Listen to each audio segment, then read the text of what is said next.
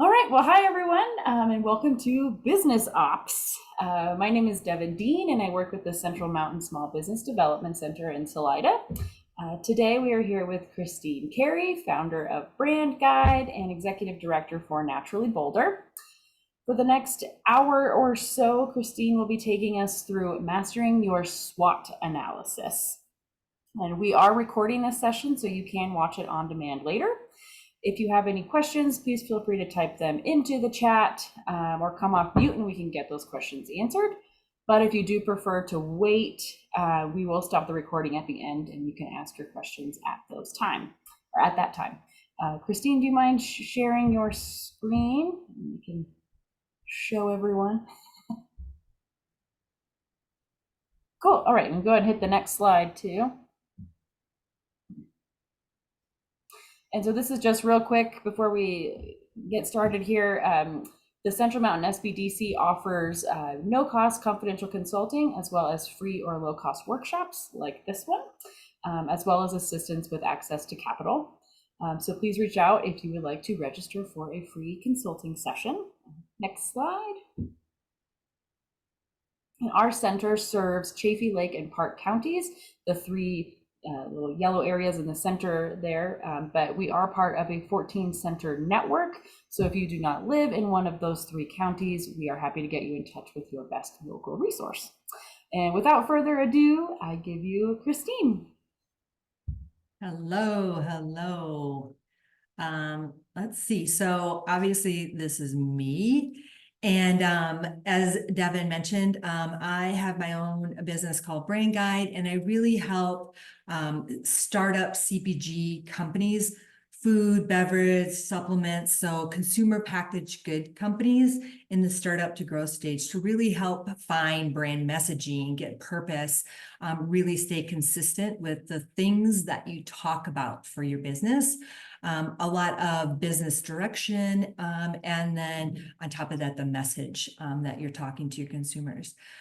Also, as Devin messaged, I am the executive director for Naturally Boulder, and we focus on natural and organic consumer packaged good companies. So as the executive director, we put a lot of emphasis on education and programming, mentorship, networking, all those elements to help companies in that startup and emerging phase build their businesses, along with larger companies, 20, 30 million and larger, continue to grow their business and be part of the community here in Colorado. So I'm super excited to really talk to you guys today, because I think that the combination of really helping people build their business from startup to a larger brands will really come across today, especially talking about a SWOT analysis. These are some of the brands that I'm working with, and I think I just like to show this mainly so you can see the things that I've worked on. So packaging, logo development, branding, and now with Naturally Boulder, events and education. So that education piece really ties together with exactly what the SBDC is doing to help you guys build your business. So I, again, am really super excited to be here. So today we're going to talk about a SWOT analysis, and really what that is your strengths for your business, your weaknesses, what are the things that you're challenged by, the opportunities or the things that you might not be thinking on a day-to-day basis, and then those threats. So what's happening in the competitive space? Maybe you're not reaching consumers in the right way.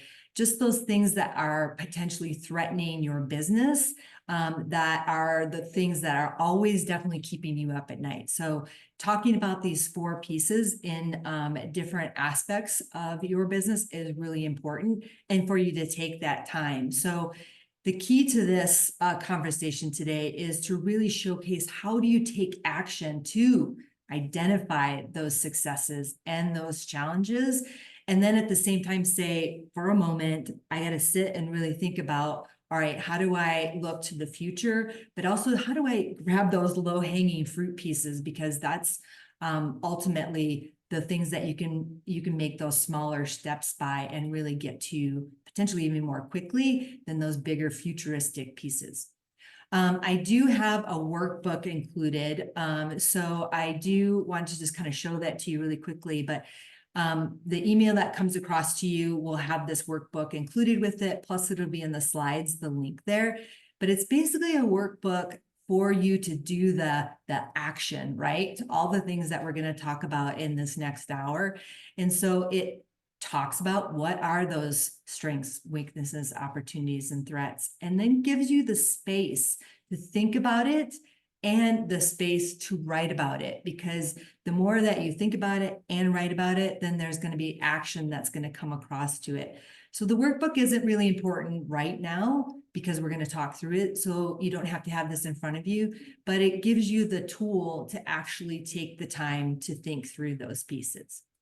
So hopefully that'll be really helpful for you. So before I kind of get back to that, what I did want to ask to get a little engagement from you guys is who has done a SWOT analysis, or obviously for you guys that are here today, what are the things that you're really challenged with that you want to learn more about the SWOT analysis? Anyone? David. Sure. I have done them in the past for various stages of my startup, and I think I'm recognizing that's not a static document. It's more of a living, kind of a working document that needs to be revised pretty regularly. And one, something that's found in one of those categories completely impacts the others. So in a way, it feels like, yeah, a very living, three-dimensional kind of way of looking at things. Yeah, I like that statement a lot, the living aspect of a SWOT analysis, because so much changes. It isn't something that you have to change or address on a daily basis, but definitely on a quarterly basis. It's super helpful because then you're like, oh, I have this new piece that's coming in that I should think that, is a success that you're having in your business, or potentially a threat, maybe from a new competitor. Agreed. Thank you. Anyone else? All right, so I'm going to jump back into my slides. All right. So strengths, weaknesses, opportunities, and threats are really the planning tool. So exactly what David was talking about, it's your opportunity to think through what these things are. Because I think when you're running, especially a small business, I can say that as just having my own business or actually running, an organization where you're always in the day-to-day, right? So you're always paddling forward, and you need to stop and really think about this because it's your time to take that as a key planning tool and then take it into your day-to-day. But at the same time, you're like, all right, how do I adapt? How do I have this continuous improvement because things are changing, on that daily basis? So when you're looking at your SWOT, you can see those successes and you can see those challenges. So those in this representation, you have 4 buckets: your strengths, your weaknesses, your opportunities, and threats. But ultimately, you're looking at 2 ideas of your successes, things that are going really good, your successes and your opportunities. But at the same time, you're looking at the challenges. Where are your company weaknesses? Where are your personal weaknesses? Where's your team weaknesses? Maybe it's your product or your service weaknesses. And then saying, all right, what are those outside aspects that are coming into your business that can potentially threaten what you're doing? A competitor, supply chain, things that are happening within the economy. So paying attention to those and really analyzing them and pulling them all together into, this way to plan for your business. So in the workbook and here, what I like to say is, of course, you're going to have lots of strengths, lots of opportunities. Really look at it as 3 pieces, because the more you have, it gets harder for you to actually get them all done, right? But if you take the top 3, and then what I like to say is like, okay, you can add another additional point, or you can add an area to consider. But the top 3 are the places where you can do the work. You can take the time, you can get a team member, you can work with a partner, you can actually have some execution that's really happening there. So in each one of these quadrants, you're going to have 3 things that you really focus on. So what I like to emphasize is that if you're a small business and this is just you, to still consider a team effort to it. Maybe you started out, but maybe you have a partner that you work with. Maybe you have a mentor that you work with, so that you're getting outside stimuli on the opportunities and the threats that are happening. Because when you're just thinking for yourself, it's really hard to have that outside input, right? So definitely look at it as a team effort. Ultimately, a half day brainstorming is really great. If you can take a full day to do it, you get more time to think through those 4 different compartments. But the idea of actually taking Post-its and putting them up on the wall, or taking notes and then organizing things, can really help you, because you get all kinds of ideas. When you're talking about a strength, a weakness might come up. So then you can put those in different places. And ultimately, as any brainstorming, you always want to say no idea is a bad idea. But as you start to use the Post-it idea, you can move things around. You can start to prioritize. You can have your strengths, and if you had 10 of them, you can start to peel apart and have, what are the top 3 that you know that you can do?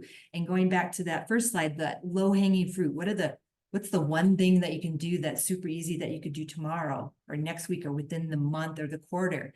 But then the next 2 are more future thinking. So really being able to prioritize that is a really important piece.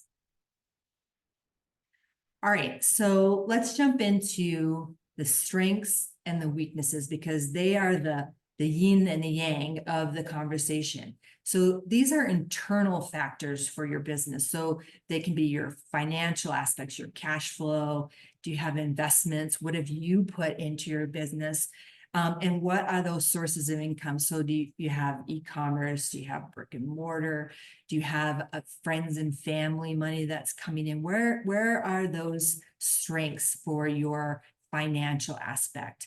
And then you have your physical resources. So you have your facilities, your equipment, your locations, the work that you're doing, your products, your services would be categorized in here also, because those pieces of what you're actually making are a strength and or a weakness, depending on what's happening with your product. And taking that time to think those pieces through from your strengths and weaknesses is crucial, because they, again, are that yin and that yang. So they can also be your human resources, right? So it's your employees, your partners that you're working with, complementary partners that are like-minded or doing similar things that you're doing that you can work with. And what are their strengths, or maybe their weaknesses, or the relationships that you've built with them, or the ability to build bigger relationships with people. Do you have intellectual property? Do you have trademarks? Do you have formulas? What aspects of the services and the processes that you go through, or the best practices that you're using that are really crucial for your business? Those are important aspects of your strengths. And those procedures. So your org chart, maybe it is just you, maybe it's only a couple of you. How does that org chart look today? How could it look so you can maximize the best things that are happening with your employees? Someone does really good on X and you're just starting to learn about that. So maybe you want to switch people around, because that would be more successful. And how are people engaged? Are they really engaged? Are they disengaged? Are they remote workers? Are they in the office? And those processes, or maybe the software, that the platform, the e-commerce aspect that you're working with, how are those weaknesses or strengths to your business? So I like to kind of call out, again, really specific. So the advantages that your company has over your competitors. So what are you doing better than your competitors are doing? What's unique? What is your unique selling proposition? What things can you do that no one else is doing? Or what things do you do that are better than other people are doing, right? So those are your strengths. Those are the things that are fairly intuitive for you. But sometimes if you stop and think, you start to see other things from testimonials from customers, that people start talking about the great things that you're doing, that you're like, oh my gosh, my customers love this about me. So I really need to play that up as a strength. And, looking at, what do those customers think from a category perspective, and even your buyers. So your consumers are one piece, but your buyers might be retail buyers specifically. So make sure you're getting those insights both ways so that you're not leaving somebody out, because that unique selling proposition could be said in different ways from a consumer directly, or from your buyer that's purchasing your product and then reselling your product. So maybe it's from an e-commerce perspective, or again, from that brick and mortar piece. All right, so just want to also make sure that you guys, if you have questions, do pop those in the chat, because Devin's watching that. And if you have a question as I'm going along, please raise your hand and I'm happy to stop. I'll stop after the weaknesses just to discuss strengths and weaknesses, but I want to let you know that anytime you have a question, please pop that in the chat. All right, so for weaknesses, really, those are your resources. So those are your production, the services, the innovation that you're doing. In my world, it's the ingredients, it's the formulas for food and beverage companies. It also can be your customer service. So is it the conversation you're having with your retailers or your consumers? Because that can be a really important aspect of how you're building your business from a relationship perspective. So don't put that at the bottom of it, because customer service is a crucial, thing and interaction for how people interact and interaction that they interact with you. So maybe it's the education, the way that you teach people how to use your product or your services, or the time that you spend. So that engagement is an important piece of that connection. So a lot of times people are always buy my product, buy my service, but really it's that interaction and it's the engagement, and it's the reason why people actually purchase your products and your services. So looking at that piece and what are the things that you can improve? Because maybe you're doing really great at your product or services, but what are the tweaks that you can make? What are the pieces are the advantage that you're doing over your competitor that you can say, oh, I can do that even a little bit better?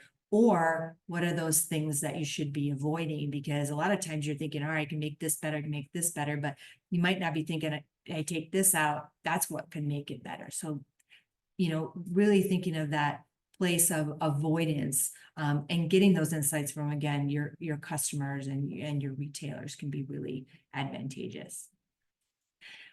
One thing that I talk about a lot when I'm talking about brand development is really understanding your competitors, right? Because what your competitors are doing can be an advantage over you, but it also could be a weakness and a best practice that you're doing that makes you more advantageous. So outlining, creating a grid of what your competitors are doing, from pricing, from best practices, the features and benefits of their products and services related to your products and services, can be an advantage or a weakness, and understanding that can be really important. We have a webinar coming up with the SBDC about your brand development, and that competitive analysis is one thing that I will talk about. I think it's in February. Maybe Devin, if you could put the date down in the chat, that would be great, because I really talk about how do you look at your competitors and make that grid analysis to say, these are the things that they're doing really good versus what you're doing, or this is what you're doing really good versus what your competitors are doing. So really kind of analyzing those factors, because whatever things that your customers are looking for, maybe with your competitors, might be a way for you to also, look for that. Or how are you losing sales to those competitors in a different way? So again, reframing those questions so you really, really think through those pieces. Okay, so here's kind of discussion points. So what are your current strengths that you're building upon? Or maybe what are those weaknesses that you're mitigating? And so I open that now to everybody if you want to share something, because again, in a forum like this, an opportunity, everyone can help kind of provide that feedback for you. So if there's something that you're challenged with, or you're feeling like you have a great success on, happy to kind of showcase that as a conversation. So I open it if you guys are willing, or you just want to put something in the chat. All right, David. I'll jump in. Why not? Awesome. Thank you. I also have I appreciate that you're doing some brand speaking later. I'll be interested in that too, especially around organics. That's definitely one of the Awesome. angles What I'm is your coming in what with. is your product? I make basically the first modern art supply that's organic. An Oh, organic okay. material. It's a painting oil, linseed, Nice. and I'm reintroducing hemp seed oil into the lexicon after 200 years of being sort of written out. But I find that I guess to your sort of questions, like I find strengths are kind of easy to find within a business, but the challenges being Mm. like educating the market as to the benefit of our product when there are a million competitors out there. Yeah, that's one of the things I get hung up on is avenues for education to actually sort of like content marketing in a sense Yeah. where you're providing something of value to Mhm. people anyway, but that would also be a brand Yeah. asset as You well. know what? So One of the things that I would say that when it comes to the challenges, sometimes it's great to ask your customers. So put a 3-4 question survey together to ask customers why they're purchasing your product can be really helpful. Let's just say you've just started out and you don't have the customers. I think asking people who are buying a competitive product, what that is, because basically you're getting, again, that feedback from who's buying or who would buy your product to get that idea, and then key on 1 or 2 things, because I do think that people buy things for all kinds of reasons, but you can't say 10 things, right? So I always try to prioritize 3 things, but really asking your consumers or potential buyers of your product what that looks like. So thanks for your highlight there. All right, so I will jump back into my slides. All right, so let's go to opportunities and threats.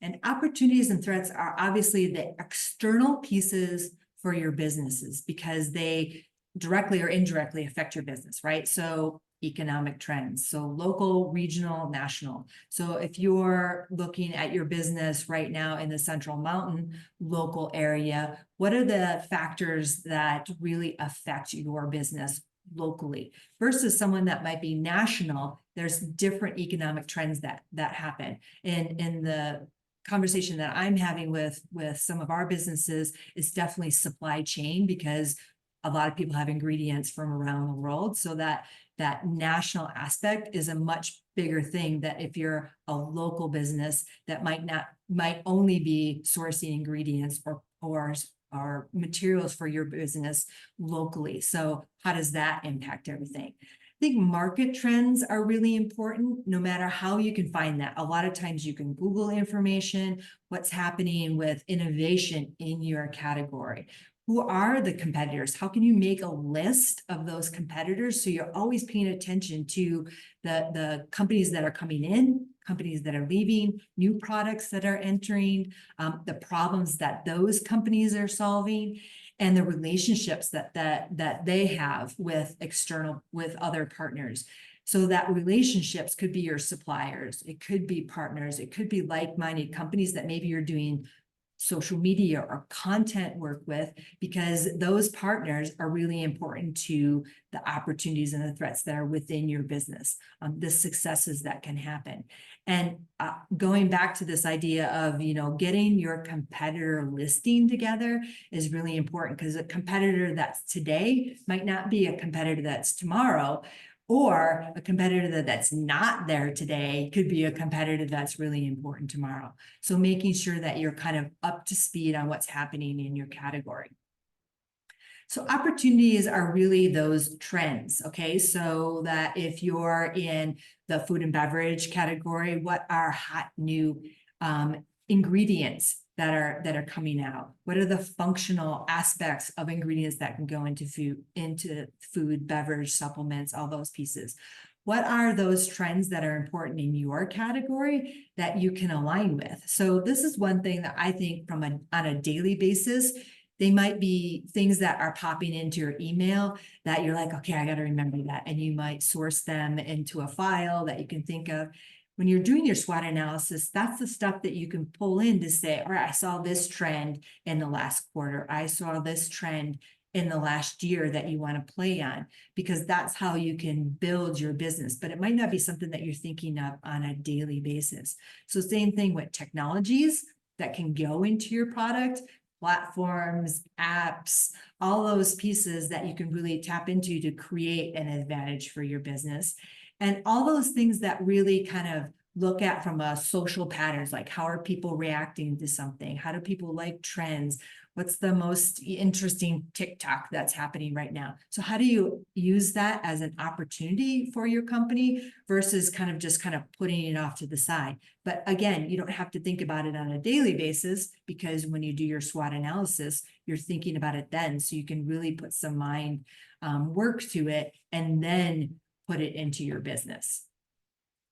So what are those strengths that you put all on those sticky notes that now you can put into an opportunity? So you're really good with customer service, and that's part of your success. Now, how do you take that customer service and get testimonials from all those people to say that the customer service within your business is really great? And you start to talk directly to people, maybe put that survey together. What are the best things about the customer service that you've received?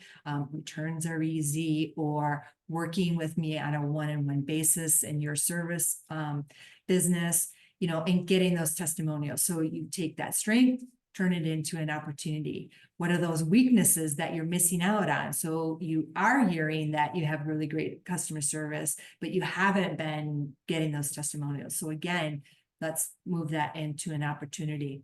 Charitable giving can be a great place, to connect with your customers, if that's an important piece. Maybe you have, on an annual basis, a charitable event that you work with, something that's more purpose-driven. How do you tie that into your business?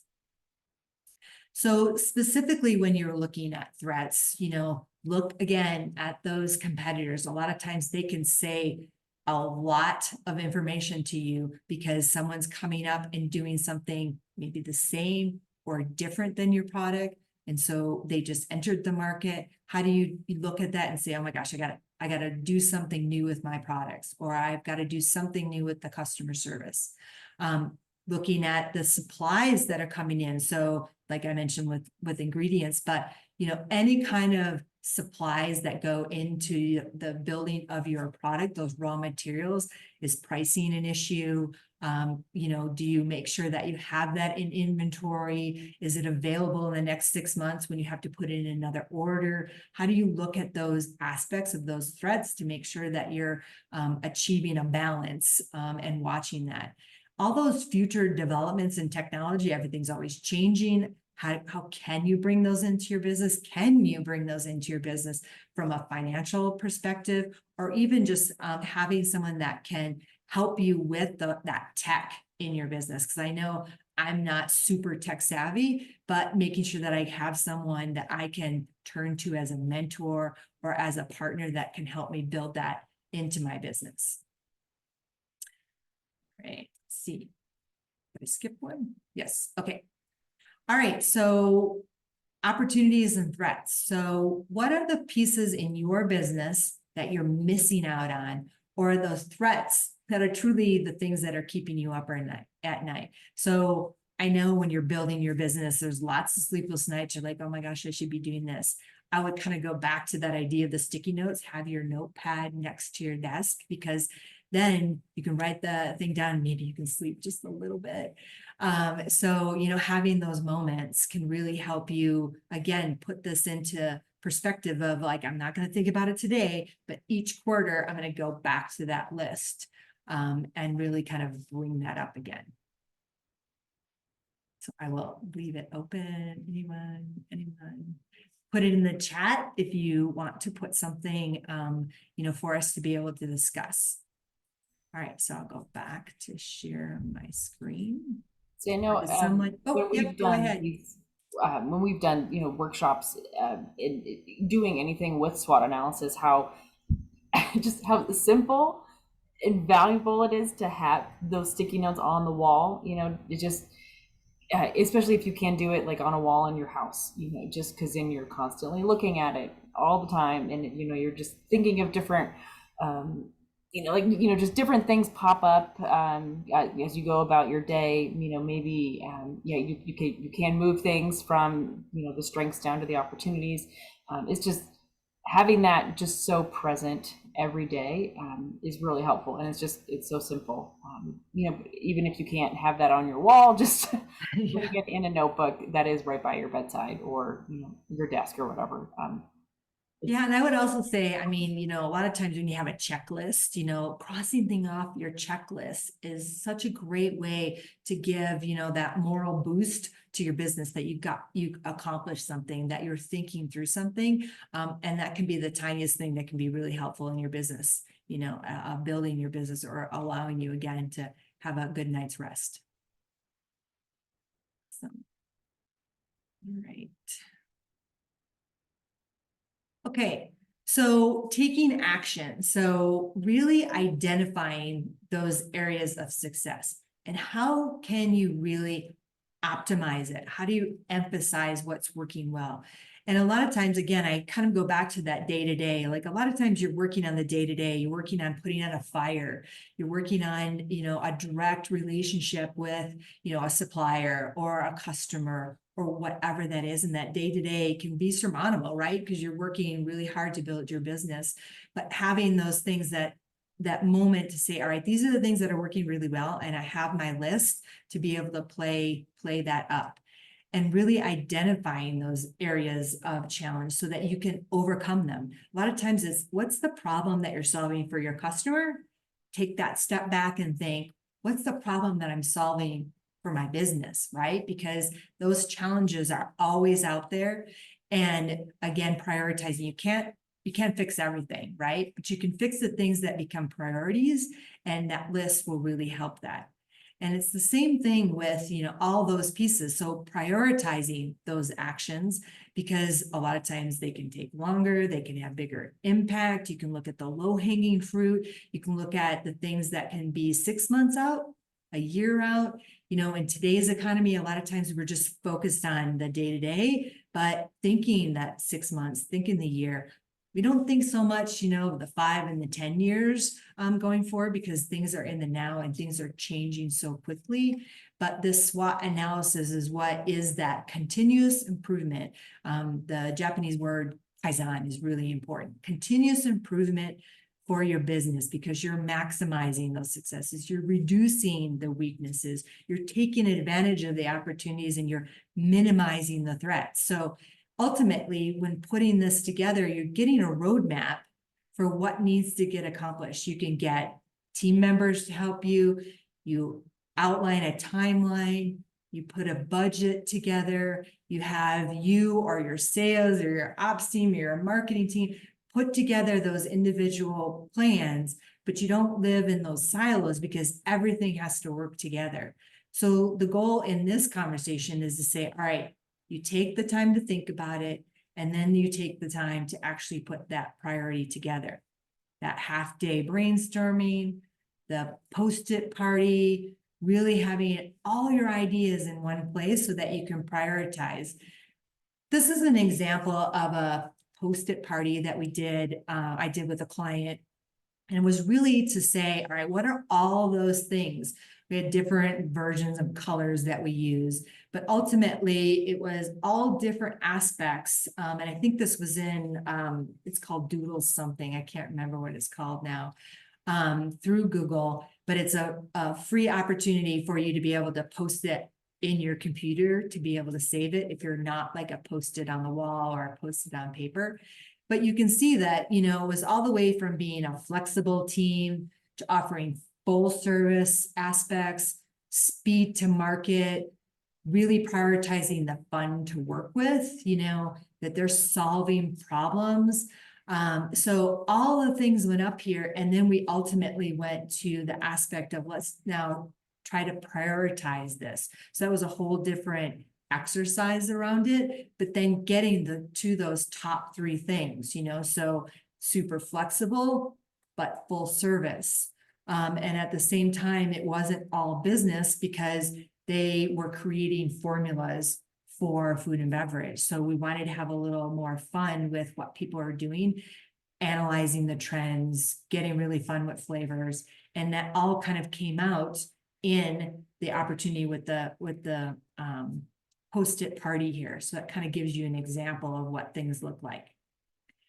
What I mentioned earlier about the competitive analysis being really crucial, here's a version, a shorter version, a smaller version of a grid that you can create for your competitive. And where do you fall in this grid? So you draw out a grid just like this. You take the competitors and say, all right, this is super easy, like low efficacy, high efficacy, low quality, high quality, low price, high price.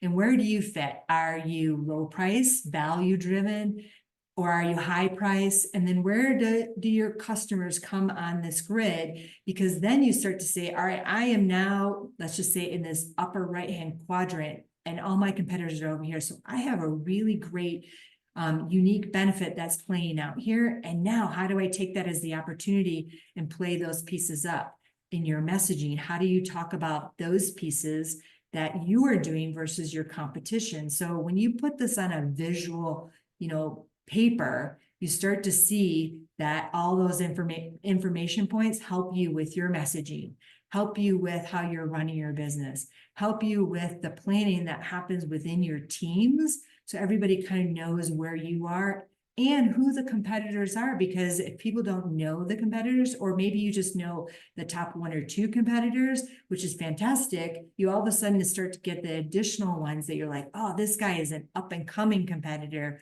that I should be paying attention to. So again, you can make that grid, and this is actually in the presentation, super easy to make though, but you can make this based on all kinds of different things, functional benefits of your product, types of tech that's happening in your products, services that you're offering versus services that other people are offering, or the way that you work with people on a relationship basis. And a lot of times, especially in both products and services, just the way that you work with people can really be, a big advantage for what you're doing in your business. So features and benefits, the prices, the locations of where maybe you're selling your product or your brick and mortar, what kind of endorsements or testimonials do you have? So your grid can have all these different aspects of it. And that's when you start to see your strengths and your weaknesses with what's happening within your category. All right, so I go back to the very beginning and really saying, focus on the top 3 things that are within each one of these categories: your strengths, your opportunities, your weaknesses, and your threats. Yes, throw in a few more as you're building this, so you can kind of check one off, pull one in, check one off, pull one in. This will really help you build your business by thinking really strategically. There's a couple more kind of, vision boards, Post-it notes. So because we're in January, and I like to say to a lot of people still until the end of January, happy new year. What are the goals and the strategies that you have for your business? And really seeing, all right, how you're going to have those SMART goals. How are you going to be really specific in what you're building? How are you going to be measurable? Because the things that you write on your list, how are you going to measure yourself against those pieces? Because if you don't measure something, doesn't mean that you're going to actually, accomplish it, but make them achievable at the same time. Don't throw something out, on your list that is really this giant growth goal that is going to take you much longer. Make it something that's achievable, make it relevant, obviously, and then timeline everything. I mentioned that at the beginning. So this is January. What does each quarter look like for your business with your SWOT analysis? Because then again, start to check things off and have that list ready for what you're doing with your business. All right, so really focus, goals, get past those obstacles. It's really a great way to help build your business with a SWOT analysis so that you can have that success and adapt to those changes. All right, so I'll open it to questions again, or, honestly, it's your opportunity to share the successes that you're having with your business that could showcase what's really working for your business, that other people can kind of get a good idea of what's working, in your business. So, Kristine, I have a question because Sure.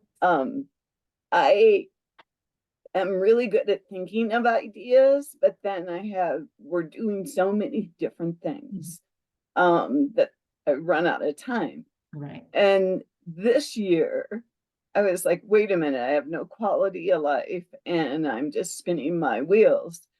And I finally really embraced technology and some of the automation features as well as AI Mm-hmm. to cut out a lot of my time or have me rethink what we're doing. An example is our Power of We online program.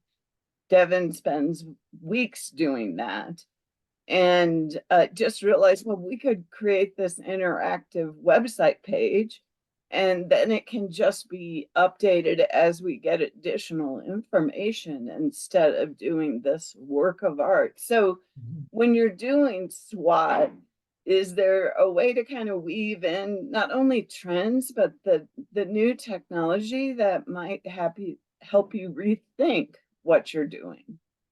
That's a good question, actually. I'm not sure I know any tech or apps that are specific to SWOT, but it definitely is something that I'm going to look up. I think the one that you brought up is, like the ChatGPT, the AI. I think that, from a content perspective, that's something that I know I use related to content, because then you can kind of write some aspects, ask a question of ChatGPT, and then get some content that then you finesse to your own brand story. But I know also from a trend perspective, that's a great way to say, what are the top 10 trends in that category of food, beverage, tech for whatever the innovative product or service that you're doing. Because I think ultimately that can then showcase the things that could be the opportunities for your business. I do personally a lot of Googling, right, to see what's happening category wise and trend wise for the small businesses that we work with. So I would say doing that aspect of it, but I'm not sure about the actual tech. So that would be something that I'll do a little research on that for sure. Thank you. Mm-hmm.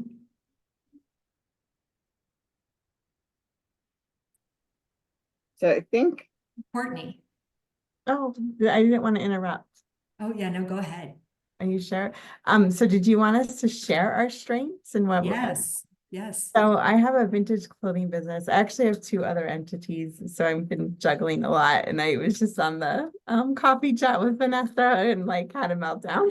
So we were talking about before about women and yeah, it was like, yeah, this is some generational trauma here. But I've had a vintage clothing business for 15 years and I have 5 storage units. Wow. Okay.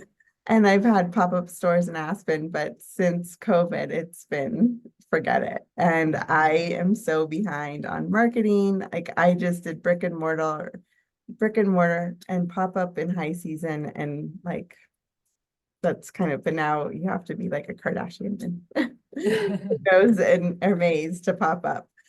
So I guess marketing is my weakness, and Aspen's has become like a what is it, like a destination resort, and not even people don't even come to ski, and it's just a lot of influencers, and I just have been just opposed to it. And I had a great meeting yesterday with John Walden about actually tapping into it, what I've been, no, I'm not that.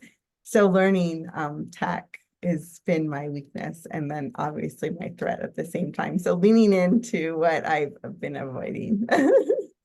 I think that's a great statement. I think that a lot of founders, owners of business, have that same thing when it comes to like, I don't want to do something, right? Because it's not one of my strengths, but leaning into it can be really important. So what I would say, because it's not necessarily strength, find a mentor, find someone you can partner with that's willing to spend some time with you. Sometimes it's time with you more at an advisory or a mentor aspect.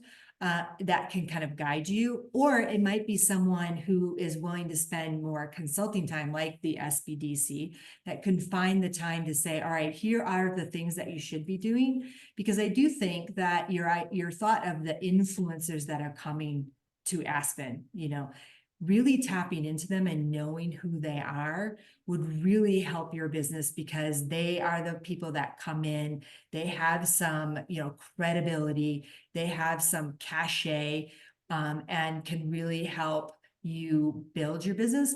But looking at that, you have to build that relationship with them. So they wouldn't know who you are. So if you reach out to them, they're going to be like, I don't know who you are, right? So you have to have a plan for, here's my first reach out, here's my second reach out, here's my third reach out, to say, how do I get them involved in your business? And those priorities, kind of going back to what Jamie says, you have so many things that you're supposed to be doing, but if you know that that's one thing that you want to lean into, also one thing that's going to help you build your business, make that a priority, and then put a couple little steps to it. Because I think the action items, knowing what you're going to do towards it, is what helps you actually move it forward, right? Versus you're like, oh, it's not something I like to do, but I know I have to do it. And for me, I'd be like, I'm not going to do it. It's something I wish I could do, but I might not. But as soon as you get a partner, a mentor or someone that can, you're kind of you're now aligned with them. You're like, oh my God, I don't want to let them down. I'm going to make something like this happen. And I think it's a great way for you to build your business, for sure. I like that you're leaning in 100%.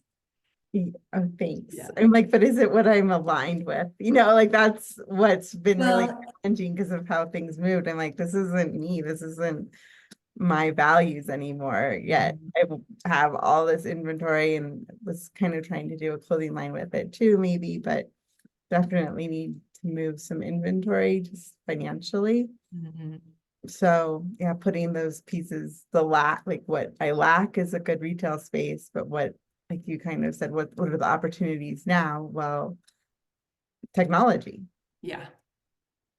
I think there's a lot of businesses who, struggle with the tech side of it, because it's not something that comes easy to a lot of people, right? It's not always intuitive, and it's not always the fun part of your business. Well, and it's your time, energy, and attention, right? It's like for me, popping up in high season is what I can move inventory the quickest and the fastest versus online, and that just takes time to build. So, but thank you.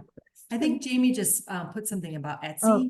Have you thought about Etsy? I've been on Etsy, but honestly, I would buy on Etsy and sell it for 10 times as much in my store. And what I could move in my store space in high season is 100 times faster than online.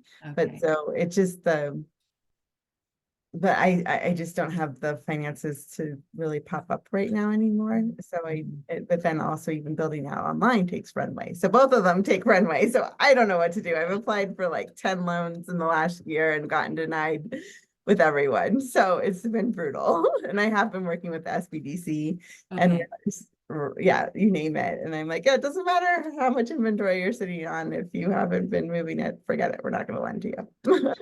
So it's been brutal. But thank you for this. Has been informative. Awesome. I'm glad that you got something from it. Anyone else want to share a success or a challenge? Kind of talk through something?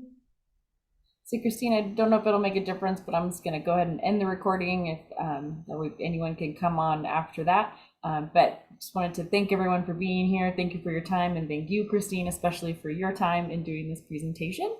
So I'm just going to stop the recording.